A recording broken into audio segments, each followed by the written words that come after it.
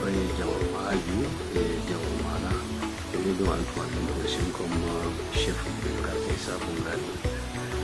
Bon, en général, Meganga vient donc est un arrondissement parmi les autres arrondissements que compte dans le département du Mbéré. Il s'agit là donc du 3e arrondissement et du 4e arrondissement autant que moi, parmi donc les 4 arrondissements que comporte le département du Mbéré.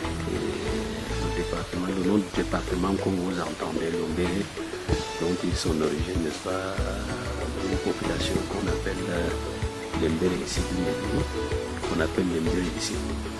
Et Meganga a connu beaucoup de chefs. Il y a donc le Lamido Amada, il y a eu, après le Lamido Amada, il y a eu le Lamido Bouba, après le Lamido Bouba, il y a le Lamido Ousmane et puis le Lamido actuel, sénateur Aladji Moussa Sabo. Donc voilà en quelque sorte, d'une manière un peu ramassée, comment se présente donc Meganga. Et parmi donc, les quartiers qui composent donc, la ville de Meganga, donc ils ont la zone Meganga urbaine, donc le quartier Sabongari dont je suis à la tête donc, de la chefferie fait donc partir des chefferies qui composent, n'est-ce pas, Meganga urbain. Et cette chefferie a donc été créée en 1968 par un monsieur nommé donc Malma Adjo, qui par la suite donc est devenu chef en 1970 donc, sous le rôle d'un sous-préfet appelé ici Mamoudou Moussa. Il a donc régné pendant presque 35 ans. Après son décès, donc, est venu donc un chef qu'on appelle Mana, qui a régné pendant 2 ans. Après donc le règne de Mana est arrivé donc le chef actuel donc, qui vous parle, qui a eu donc son arrêté en 1996. Donc je continue à régner donc jusqu'à aujourd'hui. Alors le quartier Sabongari tient son origine, comme je l'ai dit, donc vous savez que ce soit un village, que ce soit un quartier, tire toujours son origine de quelque chose, soit c'est le nom de la montagne, soit c'est le nom de la personne donc, qui est fondateur donc, du quartier, ou bien parfois c'est un symbole. Alors je l'ai donc dit à l'époque, le monsieur nommé Malma Adjou habitait donc au centre-ville de Meganga. Il a eu donc des problèmes avec son bailleur et c'est de là donc étant menacé, vous savez l'homme n'aime pas souvent se faire ridiculiser.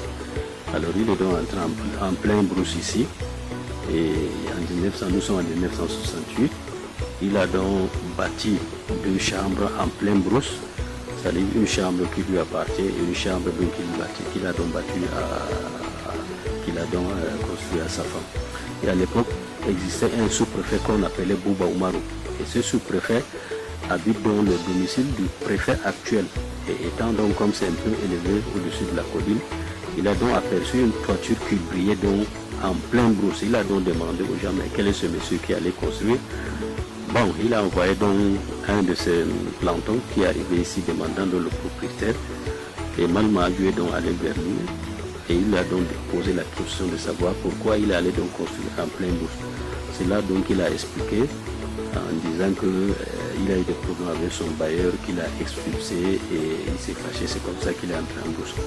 Il a donc dès cet instant pris donc sa CENI. Il a donc enregistré en lui disant bon, s'il arrive que ça devient un village, tu deviens donc chef. Et s'il arrive que ça ne devient pas un village là, on n'y peut rien. Et c'est comme ça donc à l'époque les gens ont commencé donc à joindre ce monsieur ici, comme c'était la brousse. Quand les gens ont vu comment il a construit, les gens ont commencé donc à le suivre. Et il y a d'abord eu une première appellation qu'on a appelée Urokesu, c'est-à-dire Urokesu, c'est-à-dire le nouveau village. Et par la suite, donc, ça c'est les Fulbe qui l'ont suivi et qui ont donné cette appellation. Et par la suite, donc, en 2-3 ans, il a donc été suivi par les Aoussa. Et quand les Aoussa sont arrivés, et ils ont fait cette translation, Urokesu, en Aoussa qui veut dire Sabongari. Les 2 noms ont cheminé pendant presque 2 ans.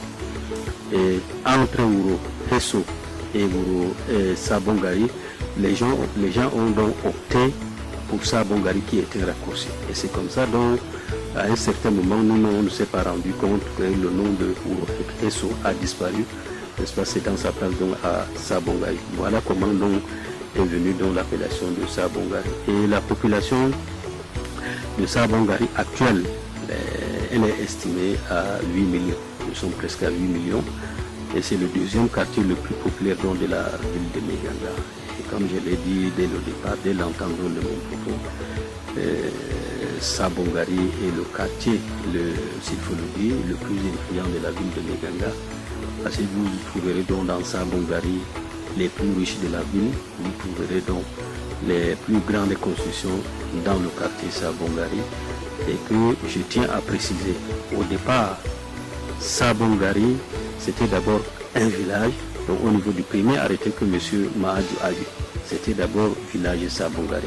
Mais avec le phénomène d'agglomération, donc les constructions, Meganga s'est rapproché, donc Sabongari s'est rapproché donc du centre-ville et c'est devenu donc un quartier.